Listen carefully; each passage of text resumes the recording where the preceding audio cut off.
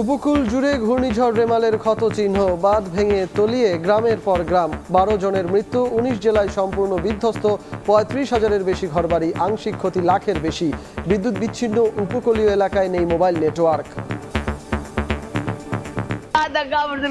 কিচ্ছু নাই, রান্না করতে পারতেছি না, চুলায় পানি উঠছে। ভাবি বাইরেই গেছে আর সেই বাইরেই পেরে নাই, গাছ পড়ে মারা গেছে। মানুষ আশ্রয় কেঁদে না যাইতে, মানুষ গরু বাছুর সব মরে যাইতে না। আজকে 3 দিন বিদ্যুৎ নেই, কোথাও যোগাযোগ করতে পারতেছি না, মোবাইল অকেজো। মোট 19টি জেলা ক্ষতিগ্রস্ত হয়েছে। ঘূর্ণিঝড়ে ক্ষতিগ্রস্ত মানুষের সংখ্যা 37,58,096 জন। দিনভর দফায় দফায় বন্ধ মেট্রো চলাচল, রাজধানীর কর্মজীবীদের চরম দুর্ভোগ, ভাসছে বন্দরনগরী। মেট্রো রেল যে হঠাৎ বন্ধ যায়, সেক্ষেত্রে আমার কিন্তু অফিসে যাওয়া ওই দিন বন্ধ হয়ে যায়। উবার তো যেখানে 200 টাকা লাগে সেখানে এখন 600 টাকা হয়ে গেছে। জায়গা জায়গা নালা বই লাগে দেয়, পানির স্রোত আমাদেরকে নালার মধ্যে নিয়ে যায়, আরেক বিপদ না। দেখছিলেন প্রধান শিরোনাম, রাতের সময় সঙ্গে আছি আমি সজল মিত্র রিচার্ড। এবার অন্যান্য শীর্ষ সংবাদ।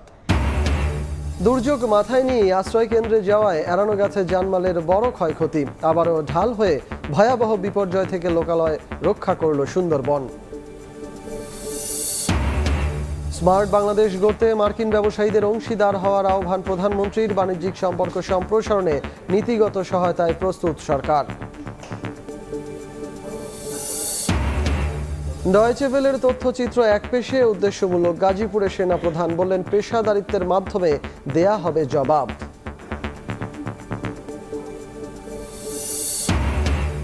অবসরে যাওয়ার 6 মাসের মধ্যেই গুলশানে একদিনে 4টি আলিশান ফ্ল্যাট কেনেন বেনজির আহমেদ।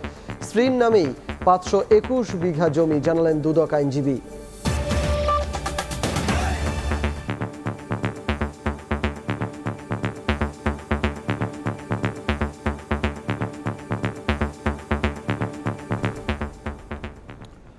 ঘূর্ণিঝড় রেমালের তাণ্ডবে তছনছ উপকূলীয় এলাকা, ঘর বাড়ি ভেঙে বিধ্বস্ত জনপদ। 5 থেকে 6 ফুট জলোচ্ছ্বাসে বাঁধ ভেঙে তলিয়ে গেছে গ্রামের পর গ্রাম। গাছপালা উপড়ে পড়ে বিভিন্ন এলাকায় বন্ধ যোগাযোগ ব্যবস্থা। বিদ্যুৎ বিচ্ছিন্ন হয়ে পড়েছে অনেক এলাকা। এখন পর্যন্ত 6 জেলায় মারা গেছেন 12 জন। ভয়ঙ্কর তাণ্ডবের পর একে একে ভেসে উঠছে ঘূর্ণিঝড় রেমালের অগ্নিমূর্তির ক্ষতচিহ্ন। রোববার বাংলাদেশের ওপর দিয়ে আঘাত হানার পর শক্তি হারানোর আগ মুহূর্ত পর্যন্ত রেমালের তাণ্ডব লীলায় কেঁপেছে উপকূলীয় অঞ্চল। রোববার দিনভর শক্তি সঞ্চয়ের পর রাতের আধারে ভয়ঙ্কর তাণ্ডব চালায় রেমাল। ঘূর্ণিঝড়ের আগ্রাসনে সোমবার সারা দেশে ঝড়ো হাওয়ার সঙ্গে চলে ভারী বর্ষণও।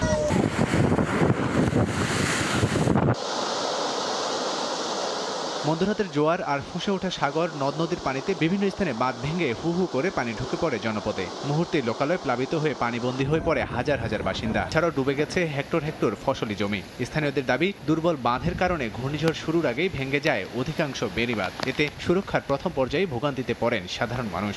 আমার কাদা কাপড় কিচ্ছু নাই, ঘর পানি উঠে তলাই গেছে, মাই পোলা লইয়া কোনো রকমের বাঁচি আছে। এর মাছ আছে প্রায় 7-8 লাখ টাকা, এত তলাই সব চলে গেছে। রান্না করতে পারতেছি না, চুলায় পানি উঠছে, অনেক সমস্যা আমাদের। বাড়িঘর ছেলে যা সেবা শিখেছে, আমরা জীবনে যদি মানুষ আশ্রয় কেঁদে না যাইতে, মানুষ গরু বাছুর সব মরে যাইতে, কিচ্ছু থাকতে না। নদীর কূলে যে বালিঘর ছিল সেগুলো পানি সব তলায় গেছে একবারে। ঘূর্ণিঝড়ে ঘন্টায় 111 কিলোমিটারের বাতাসের ঝাপটায় লন্ডভন্ড ঘরবাড়ি সহ নানা স্থাপনা। খুলনা ও বাগেরহাটে 30,000 ঘরবাড়ি সম্পূর্ণ ও 91,000 ঘর আংশিক ক্ষতিগ্রস্ত হয়েছে বলে জানা যায়। জোয়ারে ভেসে গেছে অনেক ঘরবাড়ি, গাছপালা উপড়ে বন্ধ হয় রাস্তাঘাট। এছাড়াও বিভিন্ন স্থানে সড়ক ভেঙে যোগাযোগ বিচ্ছিন্ন হয়ে পড়ে। ঝড়ে সঞ্চালন লাইন ক্ষতিগ্রস্ত হওয়ায় বিদ্যুৎ বিচ্ছিন্ন অনেক এলাকা। ঘূর্ণিঝড়ের আগেই প্রাণ বাঁচাতে দেশের বিভিন্ন আশ্রয়কেন্দ্রে স্থানে 10 লাখের বেশি মানুষ। সংশ্লিষ্টরা বলছেন, মানুষ আগেভাগে আশ্রয়কেন্দ্রে যাওয়ায় জানমালের ক্ষয়ক্ষতি কম হয়েছে। আমরা আশ্রয় কেন্দ্রে ছিলাম, বাড়িতে জানলে টিনটুন সব উড়িয়ে গেছে। পানি ডুবে রাস্তাঘাট অনেক ডুবে গেছে, অনেক ব্রিজ ভেঙে গেছে। সময় মতন ব্যারিকেডটা করতো, তাহলে দেখা যাচ্ছে এই বন্যায় আমাদের এই ক্ষয়ক্ষতিটা হতো না। ঘূর্ণিঝড় রেমালের বিধ্বংসী ঝড়ে গাছের নিচে চাপা পড়ে ও দেয়াল চাপা সহ কয়েক জেলায় প্রাণহানি ছাড়িয়েছে 10-এর অধিক। ভাবি বাইরেই গেছে আর হে বাইরে পেরে নাই গাছ পড়ে মারা গেছে। বৃষ্টি যখন পাইছে তখন আর কি গেল মানে দোকানটা ছোট রেস্টুরেন্ট আছে ওটার উপর পড়ছে। রেমালের কারণে ধ্বংসস্তূপ উপকূলীয় এলাকায় ঝড় বৃষ্টির মধ্যেই সোমবার ভোর থেকেই সংস্কারের কাজে নেমে পড়েন স্থানীয়রা। জানমালের ক্ষয়ক্ষতি কমিয়ে আনতে আপ্রাণ চেষ্টা করেন তারা। এদিকে ঝড়ের আঘাতের রেশ এখনো থাকা দুর্যোগ কবলিত এলাকায় ক্ষয়ক্ষতির প্রকৃত তথ্য এখনো পাওয়া যায়নি। লাবিব হাসান, সময় সংবাদ। এ বিষয় নিয়ে আলোচনার জন্য আজ স্টুডিওতে উপস্থিত আছেন আমাদের সহকর্মী রাশেদ লিমন। সরাসরি চলে যাব তার কাছে। লিমন, আপনাকে স্বাগত। লিমন, প্রথম যে প্রশ্নটা করতে চাচ্ছি, আমরা প্রতিবেদনটা দেখলাম অবশ্য, এখন পর্যন্ত এই ঝড়ের যে পরিসংখ্যানিক তথ্য, ক্ষতিগ্রস্ত হওয়ার তালিকার মানে ক্ষতিগ্রস্ততার পরিসংখ্যানিক তথ্য যদি জানতে চাওয়া হয় তাহলে আসলে তালিকা দিয়ে বা তথ্য দিয়ে আমরা যেটা পাই সেটা দিয়ে আসলে কিন্তু এই মানুষগুলোর যে ক্ষতি হয়েছে সেটা কিন্তু কোনোভাবেই নিরূপণ করা যায় না। কারণ আমরা হয়তো বা দেখলাম যে এত বাড়ি ক্ষতিগ্রস্ত হয়েছে, একটু আংশিক হয়েছে, এই সব দিয়ে আসলে বা এই ক্ষতিগ্রস্তদের যে সহায়তা বা তাতে আসলে তারা স্বাভাবিক জীবনে ফিরে আসতে কিন্তু আসলে তাদের অনেক সময় লাগে। এবং দেখা যায় যে এই বাড়িঘরগুলো মেরামতের যে টাকাগুলো পায় সেই অর্থ দিয়ে তাদের কতটুকু তাদের ক্ষতিপূরণ এবং স্বাভাবিকভাবে যে বাড়িতে এই পানি নামতেও তো সময় লাগবে। দিনের পর দিন পানিবন্দি থাকার পরে ঘর বাড়ি উপড়ে গেছে, এই মানুষগুলোর স্বাভাবিক জীবনে ফেরত আসতে কিন্তু অনেক সময় লাগবে। স্বাভাবিক যে কর্মকাণ্ড সেখানে ফিরে আসতে সময় লাগে। তো সব কিছু মিলে আমার কাছে যদিও কিছু তথ্য আছে, কিন্তু এই তথ্যের চেয়েও আসলে অনেক বেশি ক্ষতি বা বড় ক্ষতি যা হবার কিন্তু হয়ে গেছে। এ পর্যন্ত কিন্তু 2 দিনে আজকে কিন্তু আমরা দেখলাম ব্রিফিংয়ে বলা হয়েছে 10 জনের মৃত্যু এবং গতকালকে কিন্তু আরও 2 জন, সেই হিসেবটা আমাদের কাছে যে তথ্য আছে তাতে কিন্তু 12 জনের মৃত্যু খবর পাওয়া গেছে। এবং এর পাশে যদি আমরা বলি যে সম্পূর্ণ বিধ্বস্ত যেটি বলছিলাম যে 35,883টি ঘরবাড়ি, অর্থাৎ এখানে প্রায় 35,500 এবং আংশিক ক্ষতিগ্রস্ত সেখানেও কিন্তু 1,14,000 প্রায় 1,15,000 ক্ষতিগ্রস্ত হয়েছে। এবং ক্ষতিগ্রস্ত জেলা আমরা যদি বলি এই পাশ থেকে পটুয়াখালী, বরগুনা, জালকাঠি থেকে শুরু করে ওই পাশে খুলনা, মংলা, এই পাশে চট্টগ্রাম থেকে শুরু করে নোয়াখালী, এই থেকে প্রায় 19টি জেলা কিন্তু উপকূলীয় এলাকার কথা যদি বলা উপকূলীয় এলাকা সরাসরি ক্ষতিগ্রস্ত হয়েছে। এবং সবচেয়ে বড় কথা আমরা দেখলাম যে বেড়িবাঁধ কিন্তু প্লাবিত হয়ে খুলনা উপকূলের বেশ কিছু এলাকা প্লাবিত হয়েছে। এবং এতে করে যে সমস্যাটা হয়েছে সেটি হচ্ছে গিয়ে চিংড়ি ঘের যেগুলো রয়েছে, চিংড়ি ঘের, তারপরে কাঁকড়ার যে প্রজেক্টগুলো রয়েছে, এগুলো কিন্তু আসলে আমরা দেখেছি যে একটা বিষয় লিমন আমাদেরকে একটু নিশ্চিত করবেন, সেটি হচ্ছে ক্ষতিগ্রস্ত তথ্য পরিসংখ্যান যেগুলো বলছিলেন, এটা করে তো আসলে তাদের ক্ষতি নিরূপণ করা যাবে না, কিন্তু এই ক্ষতি থেকে পুষিয়ে ওঠার জন্য বা ক্ষতি কাটিয়ে ওঠার জন্য আসলে কি কি পদক্ষেপ নেওয়া হয়েছে, এটার কোনো ক্ষতি কাটিয়ে তো আমরা দেখলাম, আমরা কিন্তু শুরু থেকেই দেখেছি যে মানে সরকারি যে দপ্তরগুলো, বিশেষ করে ত্রাণ ও দুর্যোগ ব্যবস্থাপনা মন্ত্রণালয়, তারা কিন্তু আসলে তৎপরতা, তাদের যে তৎপরতা সেটা কিন্তু চোখে পড়েছে। এবং সেটি আসলে উপকূলে যে 9,000 আশ্রয় কেন্দ্রে আমরা দেখেছি প্রায় 8 লাখের বেশি মানুষ আশ্রয় নিয়েছেন এবং গবাদি পশু প্রায় 52,000। এখানে এই মুহূর্তে কিন্তু এখনও তারা প্রায় 1400 মেডিকেল টিম কিন্তু কাজ করছে বিভিন্ন জায়গায়, যারা আহত বা বিভিন্নভাবে মেডিকেল সাহায্য দরকার সেটির জন্য কাজ করছে। ক্ষতিগ্রস্তদের আর্থিক সহায়তা হিসাবে 3,85,00,000 এটাই নগদ টাকা দেওয়া হচ্ছে। এছাড়া 5,500 টন চাল, 5,000 ব্যাগ শুকনো খাবার, এছাড়া শিশু খাদ্য, গোখাদ্য, এর জন্য কিন্তু আসলে 1.5 কোটি করে অর্থ বরাদ্দ হয়েছে। একটা বিষয় সেটা হচ্ছে রেমাল কিন্তু চলছে, এখন পর্যন্ত আসলে পুরোপুরি দূরীভূত হয়নি। তো এইগুলো বাস্তবায়ন আসলে চ্যালেঞ্জটা কি, বা এই মুহূর্তে আসলে রেমাল তো আসলে প্রথম যে মূল যে ধাক্কাটা, সেই ধাক্কাটা আসলে আমরা নিয়ে নিয়েছি, কিন্তু এর পরবর্তীতে আসলে যেটা বলে আফটার ইফেক্ট, সেটি আসলে সামাল দেওয়া কি, এবং সেক্ষেত্রে আসলে বড় চ্যালেঞ্জ যেটা যদি বলা হয় ক্ষতিগ্রস্তদের সহায়তা নিশ্চিত করা, এটি আসলে বলা হচ্ছে যে সহায়তা কিন্তু বরাদ্দ হচ্ছে কিভাবে স্থানীয় যে জনপ্রতিনিধি আছে বা একদম ইউনিয়ন থেকে শুরু করে পৌরসভা বিভিন্ন পর্যায়ে জনপ্রতিনিধিদের মাধ্যমে, সেটি আসলে যারা ক্ষতিগ্রস্ত তারা ঠিকঠাক পাচ্ছে কিনা, এই ক্ষেত্রে কিন্তু আমরা প্রায় দেখি যে বিভিন্ন দুর্নীতি হচ্ছে, যারা পাওয়ার কথা তারা পাচ্ছে না, কিন্তু নামে বেনামে অনেকেই নিয়ে নিচ্ছে, সেটি আসলে নিশ্চিত করা। এরপরে আরও 2 সপ্তাহ যেন সরকারি ব্যবস্থাপনায় পুরোপুরি পরিস্থিতি পর্যবেক্ষণ করা হয়। এরপর পানি নামার পরে কিন্তু বিভিন্ন ধরনের আমরা দেখি বিভিন্ন ধরনের রোগ শোকের বা মহামারীর একটা প্রাদুর্ভাব থেকে যায়, পানিবাহিত রোগগুলো দেখা যায়। সেটি আসলে কিভাবে সরকার ম্যানেজ করবে, আমরা জানি যে হেলথ টিম কাজ করছে, কিন্তু এটা কতদিন থাকবে এবং তখন কিভাবে কি ম্যানেজ করবে, যারা থাকবে তাদের বিশুদ্ধ পানি, বিশুদ্ধ খাবার ওই সময়টা সরবরাহ করা। এরপরে সবচেয়ে বড় যে বিষয়টা আসছে, এটা নিয়ে আসলে কথা বলতে গেলে অনেক বলতে হয়, টেকসই বেড়িবাঁধ নির্মাণ, যেটা আসলে বছরের পর বছর হলেও কিন্তু আসলে সে কাঙ্ক্ষিত পর্যায়ে পৌঁছে যাওয়া যাচ্ছে না। তো এরপরে যদি বলি, আমাদের এর রেমালের প্রভাব কিন্তু ঢাকায়ও পড়েছে। যখন এই মুহূর্তে যখন স্থলভাগের উপর দিকে যখন যাচ্ছে তখন কিন্তু আমরা দেখেছি যে ঢাকাতেও এর প্রভাব পড়েছে এবং সেই প্রভাবে যখন বৃষ্টি হচ্ছে বিভিন্ন জায়গায় জলাবদ্ধতা হচ্ছে এবং এই জলাবদ্ধতার প্রভাবে কিন্তু জনজীবনে একটা বলা যায় নাকাল এই রাজধানীবাসী। সো এইটি নিয়ে আসলে আমরা দেখেছি যে এছাড়াও মেট্রো রেলের ক্ষেত্রেও দেখছি ঝড়ের কারণে মেট্রো রেলও বন্ধ ছিল এবং সেটি নিয়েও যারা মেট্রোর উপর নির্ভরশীল তাদেরও ভোগান্তিতে পোহাতে হয়েছে। তো এই নিয়ে একটি প্রতিবেদন আছে আমার হাতে, সেটি এখন দেখে নেব। সোমবার সকাল থেকেই থেমে থেমে বৃষ্টি আর ঝড়। রাজধানীর বিভিন্ন মূল সড়ক থেকে অলিগলি তলিয়ে যায় পানিতে। নিউ মার্কেট, ধানমন্ডি, মিরপুর, শান্তিনগর, শেওড়াপাড়া, কাজীপাড়া সহ বিভিন্ন এলাকায় সৃষ্টি হয় জলজট। থই থই পানিতে ডুবে যায় নিউ মার্কেট। আশেপাশের কয়েকটি মার্কেটের দোকানেও ঢুকে পড়ে পানি। অনেক মাল নষ্ট হয়ে গেছে, আজকে সারাদিনের মধ্যে দোকান খুলতে পারতেছে না, চলাচলের কষ্ট হচ্ছে, একটু বৃষ্টি হলে এখানে পানি উঠে যায়, বৃষ্টিতে পানি ডুবে যায়, মার্কেট বন্ধ হয়ে গেছে। জলাবদ্ধতায় দিনভরই ভোগান্তিতে পড়েন নগরবাসী। দুর্ভোগ আরও বাড়িয়ে দেয় পানির নিচে ভাঙা ও কাটা সড়ক।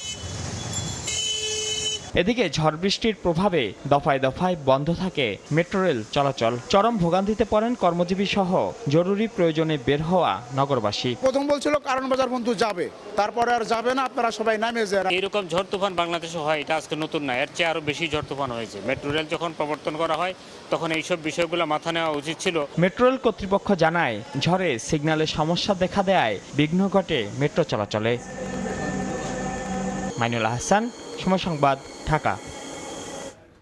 রিচার্ড, আমরা তো দেখলাম এখনও কিন্তু আমরা দেখেছি যে রাজধানীতে কিন্তু বিভিন্ন জায়গায় যেহেতু বৃষ্টি হচ্ছে পানি কিন্তু জমে আছে। সহকর্মী তুষার রয়েছেন রাজধানীর শান্তিনগরে, সেখানকার সবশেষ পরিস্থিতি জানবো তার কাছ থেকে। তুষার, ঢাকা ছেড়ে বেরিয়ে গেলেও তার যে প্রভাব তা কিন্তু এখনও রয়ে গেছে এবং তার জন্য যেমন আসলে মাঝে মাঝে দমকা হাওয়া বইছে, ঠিক তেমনি যে বৃষ্টি হয়েছে সকাল থেকে সেই বৃষ্টির যে প্রভাব সেটা কিন্তু আসলে রয়ে গেছে এবং তার ফলে যে জলাবদ্ধতা সৃষ্টি হয়েছে রাজধানীর বিভিন্ন সড়ক মহাসড়কগুলোতে, তা কিন্তু আসলে এই যে স্বস্তির একটা বৃষ্টি অনেকে বলছিলেন সেইটা কিন্তু আসলে এখন কিছুটা অস্বস্তিতে পরিণত হয়েছে। কারণ যারা পথচারী রয়েছেন তাদের যেমন ঝামেলা হচ্ছে, যারা বাড়ি ফিরছেন বা অনেকে কিন্তু এখন কর্মস্থল থেকে তাদের বাড়িতে ফিরছেন।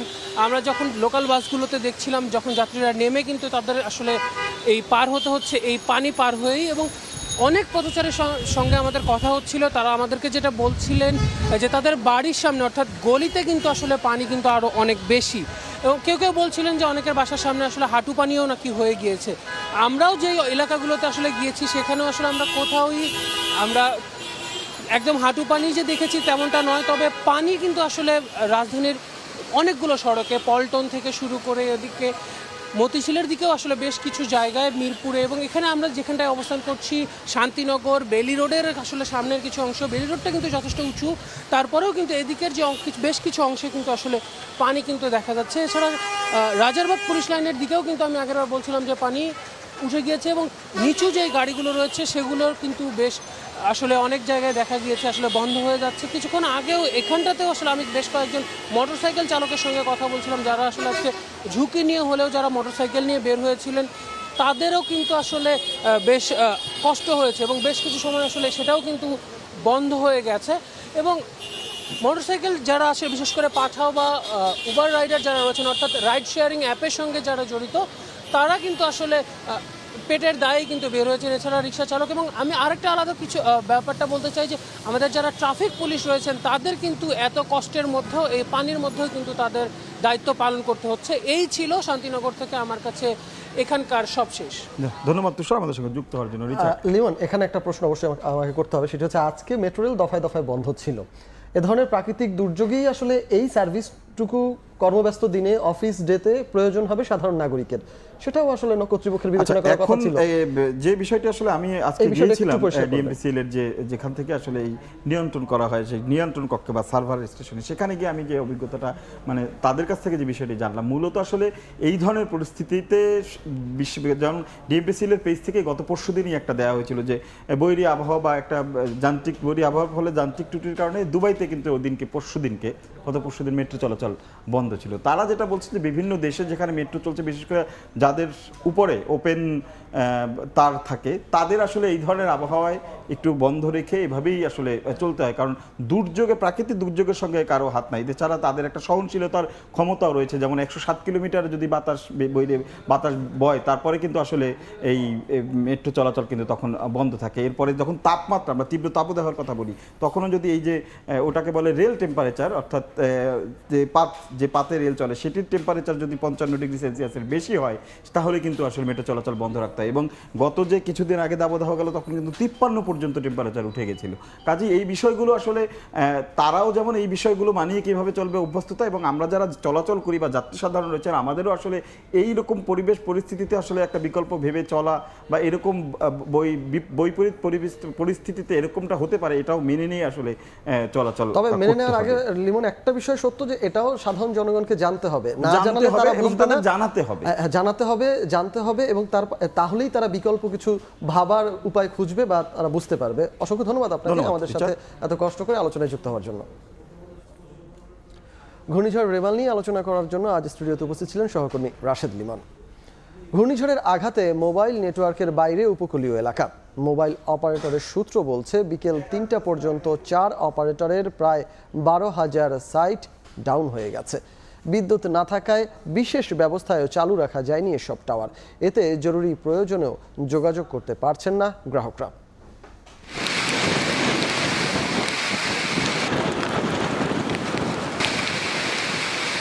বঙ্গোপসাগরে সৃষ্ট ঘূর্ণিঝড় রেমালের আঘাতে লণ্ডভণ্ড হয়ে গেছে বরিশাল, পটুয়াখালী, বরগুনা, খুলনা সহ উপকূলীয় এলাকা।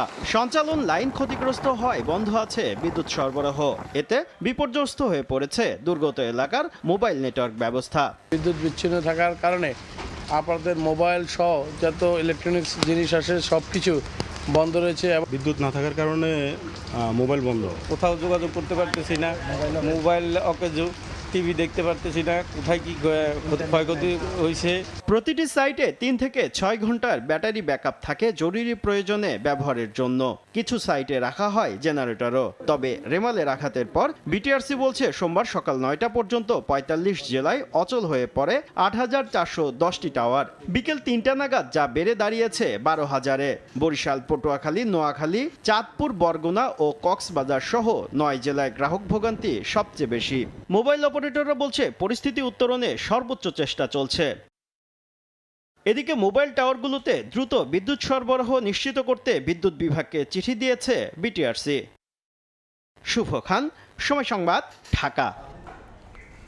রাতের সময় আরো থাকছে নিত্যপণ্যের বাজারে যখন আগুন, কৃষিমন্ত্রী বললেন সহনীয় আছে দাম, সন্তুষ্ট দেশের মানুষ। উৎপাদন কম হওয়ায় উন্মুক্ত থাকবে আলু ও পেঁয়াজের আমদানি।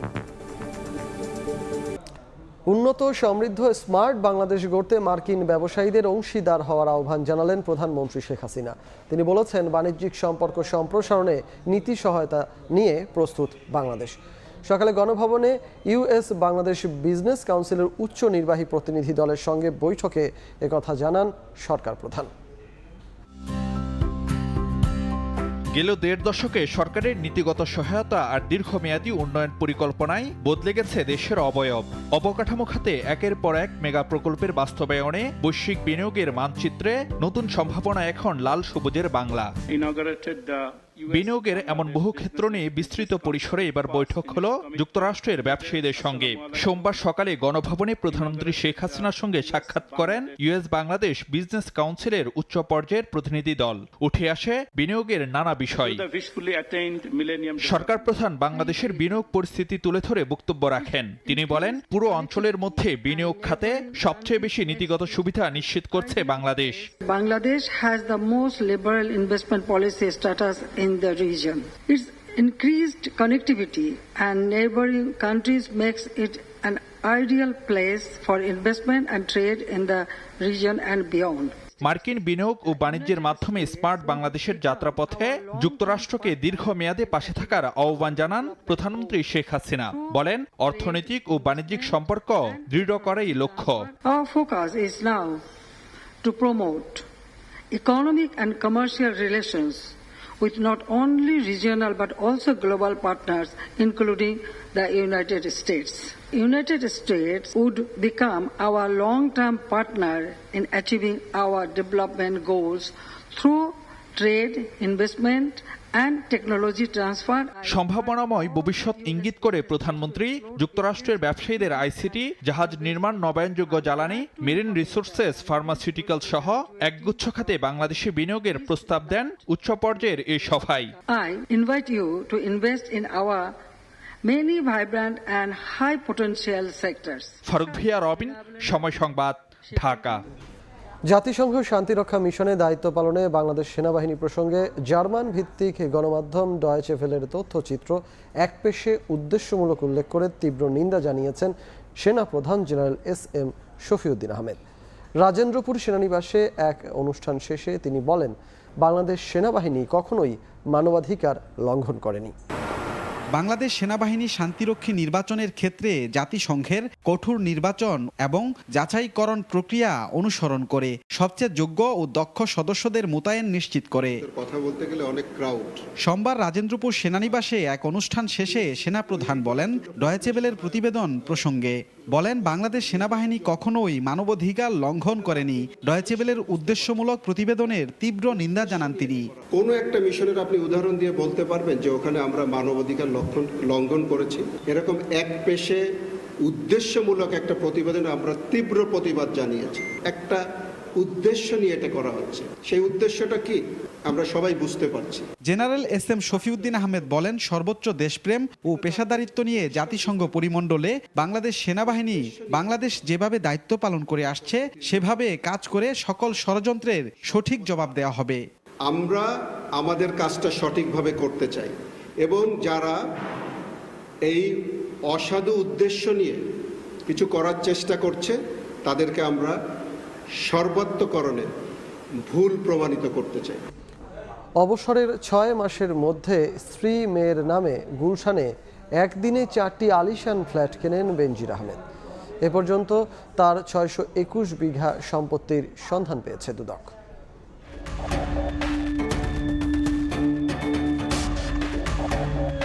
রাজধানীর গুলশান 1-এর জি ব্লকের 14 তলা র্যাঙ্কন আইকন টাওয়ার, সোয়া 2000 স্কোয়ার ফিটের বিশাল আয়তনের ফ্ল্যাটের মালিক বেনজির আহমেদের স্ত্রী জিশান মির্জা। একই ফ্লোরে আরেকটি ফ্ল্যাট কিনেছেন বেনজিরের মেয়ে নাবালিকা জাহারা জারিন। গুলশানে আরও 2টি ফ্ল্যাট রয়েছে তাদের। এই 4টি ফ্ল্যাটই কেনা হয় গত বছরের 5ই মার্চ অবসরে যাওয়ার 6 মাসের মধ্যে। দুদকের অনুসন্ধানে একের পর এক সম্পদের খোঁজ মিলছে বেনজির আহমেদের। সংস্থাটির আইনজীবী বলছেন, দেশে বিদেশে আরও সম্পদের হদিশ মিললে তা জব্দে আইনি পদক্ষেপ নেওয়া হবে। বিচার এড়াতে বেনজির আহমেদ যেন দেশ ছাড়তে না পারে, প্রয়োজনে সেই ব্যবস্থাও নেবেন অনুসন্ধান কর্মকর্তা। অনুসন্ধানকারী দল সেটা অত্যন্ত গুরুত্ব সহকারে বিবেচনা করছে, প্রয়োজন হলে সেই পদক্ষেপ নেবে। টোটাল পূর্ণাঙ্গ চিত্র পাওয়া যাবে অনুসন্ধান কার্য শেষ হবে। রোববার আইনি লড়াইয়ের প্রস্তুতি নেওয়ার কথা জানিয়েছিলেন বেনজির আহমেদের আইনজীবী। সোমবার অগ্রগতি জানতে চাইলে তার আইনজীবী গণমাধ্যমে কথা বলতে রাজি হননি। তবে এটুকু জানিয়েছেন, সম্পত্তি ক্রোকের আদেশের বিরুদ্ধে উচ্চ আদালতের দ্বারস্থ হবেন তারা। এখন উনি পিটিশন এবং অর্ডার দুইটাই দেখছেন, দেখে এগুলির ডিফেন্স কি হবে তৈরি করে দেন আমরা হাইকোর্ট ডিভিশনে কি ব্যবস্থা নিব আমি আপনাদেরকে পরবর্তী সময়ে জানাবো। এখন পর্যন্ত সাবেক পুলিশ মহাপরিদর্শক বেনজির আহমেদের 621 বিঘা সম্পত্তি জব্দের আদেশ দিয়েছেন আদালত। এর মধ্যে সবচেয়ে বেশি জমির মালিক তার স্ত্রী জিশান মির্জা। তার নামে প্রায় 521 বিঘা জমির সন্ধান পেয়েছে দুদক। আফজাল হোসেন, সময় সংবাদ, ঢাকা। দেশের ব্যাংক খাতে সংস্কার দরকার, এ নিয়ে কাজ চলছে বলে জানিয়েছেন প্রধানমন্ত্রীর বেসরকারি শিল্প ও বিনিয়োগ উপদেষ্টা সালমান এফ রহমান। বাংলাদেশে বিনিয়োগ উন্নয়ন কর্তৃপক্ষ বিডা ভবনে ইউএস বাংলাদেশ বিজনেস কাউন্সিলের সঙ্গে এক সভা শেষে সাংবাদিকদের কথা বলেন তিনি। প্রধানমন্ত্রীর উপদেষ্টা বলেন, এখন আর ডলার সংকট নেই। পুঁজিবাজারকে শক্তিশালী করার তাগিদ দিয়ে তিনি বলেন, শেয়ার বাজারের উত্থান পতন স্বাভাবিক নিয়ম, এখানে সরকারের হস্তক্ষেপ করা ঠিক নয়।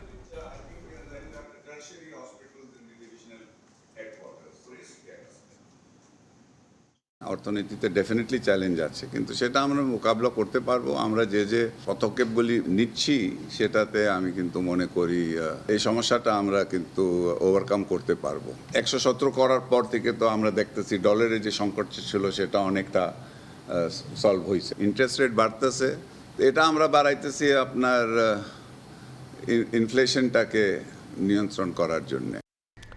দ্রব্যমূল্য সহনীয় পর্যায়ে রয়েছে দাবি করে কৃষিমন্ত্রী আব্দুস শহীদ বলেছেন, না হলে এ নিয়ে দেশে মিটিং মিছিল আন্দোলন হতো।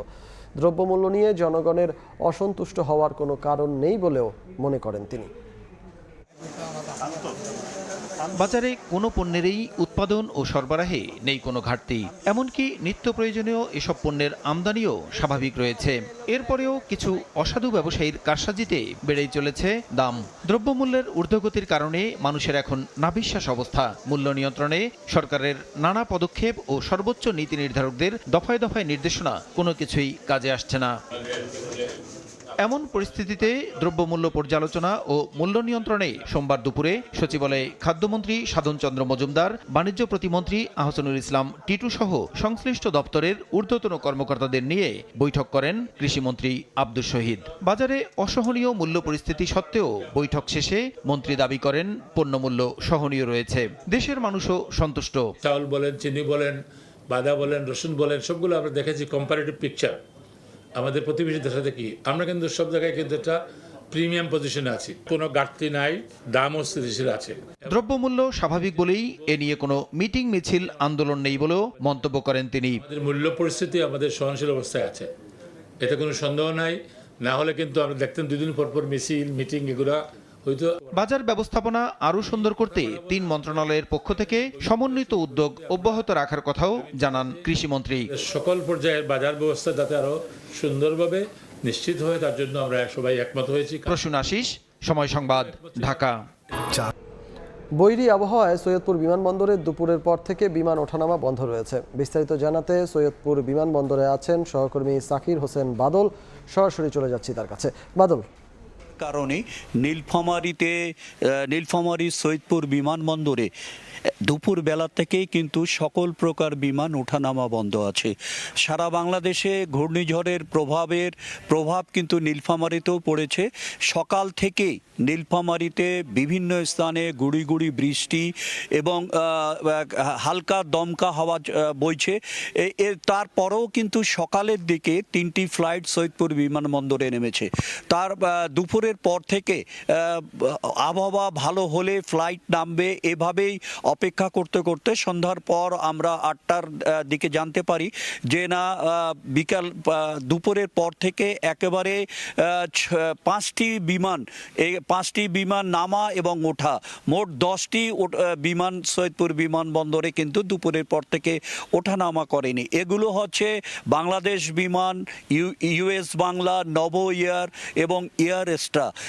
কর্তৃপক্ষের সাথে মোটামুটি এখানকার যে লোকাল কর্তৃপক্ষ আছে তাদের সাথে কথা বললে তারা বলেন যে মূলত বৈরী আবহাওয়ার কারণেই তারা ফ্লাইটগুলো ক্যান্সেল করে দিয়েছে, যার ফলে এখানে দুপুরের পর থেকে তাদের মুখ দিয়ে যেগুলো শোনা যায় যে বা স্থানীয় লোকজনদের মুখ দিয়ে শোনা যায় যে সমস্ত যাত্রী ছিল তারা চরম দুর্ভোগের মধ্যে ছিল এবং এই বিমান আদৌ সকালে যদি ওয়েদার ভালো না হয় তাহলে চালু হবে কিনা তাও নিয়েও সন্দেহ রয়েছে। এই ছিল সৈয়দপুর বিমানবন্দর থেকে আমার কাছে সর্বশেষ। সৈয়দপুর বিমানবন্দর থেকে আমাদের সঙ্গে যুক্ত হয়েছিলেন সহকর্মী সাকির হোসেন বাদল। নতুনত্ব এসেছে টাইগারদের টি-20 বিশ্বকাপ জার্সিতে। চিরাচরিত লাল সবুজের প্রাধান্যের পাশাপাশি এবারই প্রথম হাতার বর্ডারে ব্যবহার করা হয়েছে সোনালী রং। আবহাওয়ার কথা বিবেচনা করে ফেব্রিক্সেও আনা হয়েছে পরিবর্তন। তবে এখন পর্যন্ত সমর্থকদের অফিসিয়াল জার্সি কেনার ব্যাপারে নেওয়া হয়নি কোনো সিদ্ধান্ত। মূল জার্সির পাশাপাশি অনুশীলন জার্সিতেও আছে আধুনিকতার ছোঁয়া। বিশ্বকাপ আবেগের বিশ্বকাপ জার্সি কোনো জাঁকজমকপূর্ণ অনুষ্ঠান নয়। মধ্যরাতে সামাজিক যোগাযোগ মাধ্যমে পোস্ট দিয়ে বিসিবি জানান দিয়েছে কেমন হয়েছে এবারের টাইগারদের বিশ্বকাপ জার্সি, কোথায় এই বিশ্বকাপ জার্সিটা অন্যবারের চাইতে আলাদা, কিংবা এই জার্সির বিশেষত্বই কি। গোটা বিষয় নিয়ে কথা বলবো স্পোর্টস অ্যান্ড স্পোর্টসের স্বত্বাধিকারী মাহতাবুদ্দিন সেন্টুর সঙ্গে। সেন্টু ভাই, আপনাকে স্বাগত। এবারে জার্সিটা কেন অন্যবারের চাইতে আলাদা? আমাদের যে প্রথম পতাকার যে কালার, ওই গোল্ডেন কালারটা এখানে ইমপ্লিমেন্ট করা হয়েছে। এটা যদি আপনি একটা বিশেষত্ব বলতে পারেন। আদার হ্যান্ড বলতে পারেন আমরা লোগোগুলিকে খুব স্পেশালাইজ করেছি। এবার খেলা হচ্ছে আমেরিকা এবং ওয়েস্ট ইন্ডিজে, দুই ধরনের কন্ডিশন। যে জিএসএমটা এটা হচ্ছে ওইখানকার ওয়েদার অনুযায়ী আমরা ইনিশিয়ালি আমাদের মাথায় ছিল যে কীরকম টেম্পারেচার হতে পারে, ওর উপর ডিপেন্ড করে আমরা জার্সির কাপড়টা তৈরি করেছি। প্রপার ফিটিং যেন হয় প্লেয়ারদের, এই জিনিসগুলো আমাদের হচ্ছে আমাদের ব্যাক এন্ডে সবসময় মাথায় থাকে। দর্শক তারা যদি জার্সিটা কিনতে চায় দেশ কিংবা দেশের বাইরে, সেক্ষেত্রে আসলে আপনাদের পক্ষ থেকে কিংবা তাদের করণীয় এটা হচ্ছে বিসিবির প্রোডাক্ট। আমি আসলে এটা ওন করি না এবং আমার কোনো রাইট নেই এই জিনিসটা সেল করার। তো এটা বিসিবির যেহেতু প্রোডাক্ট, আমি শিওর যে হয়তো বা নেক্সট কোনো এডিশনই হয়তো বিসিবি নিজের প্ল্যাটফর্ম থেকে সেল করবে। এবং অনেক অনেক ধন্যবাদ আপনাকে। দর্শক, জার্সি উন্মোচন হয়ে গেছে, যেই বিশ্বকাপের সবশেষ আনুষ্ঠানিকতা সেটাও সেরে নিয়েছে বাংলাদেশ ক্রিকেট বোর্ড। এই দলটা আপনার, এই দলটা আমাদের। এই দলটাকে ভালোবাসুন, কারণ এই দলটাই আপনাকে হাসাবে, আনন্দাশ্রুতে ভাসাবে। মাহবুব রিমন, সময় সংবাদ, ঢাকা। এ পর্যায়ে শীর্ষ সংবাদগুলো জানিয়ে দিচ্ছি আরেকবার। উপকূল জুড়ে ঘূর্ণিঝড় রেমালের ক্ষতচিহ্ন, বাঁধ ভেঙে তলিয়ে গ্রামের পর গ্রাম, 12 জনের মৃত্যু, সম্পূর্ণ বিধ্বস্ত 35,000 ঘরবাড়ি, বিদ্যুৎ ও মোবাইল নেটওয়ার্ক বিচ্ছিন্ন বহু মানুষ। রেমালের প্রভাবে রাজধানীতে দিনভর বৃষ্টি, জলাবদ্ধতা, দফায় দফায় বন্ধ মেট্রো রেল, কর্মজীবীদের চরম দুর্ভোগ, ভাসছে চট্টগ্রাম, বরিশাল, খুলনা। এবং স্মার্ট বাংলাদেশ গড়তে মার্কিন ব্যবসায়ীদের অংশীদার হওয়ার আহ্বান প্রধানমন্ত্রীর, বাণিজ্যিক সম্পর্ক সম্প্রসারণে নীতিগত সহায়তায় প্রস্তুত সরকার।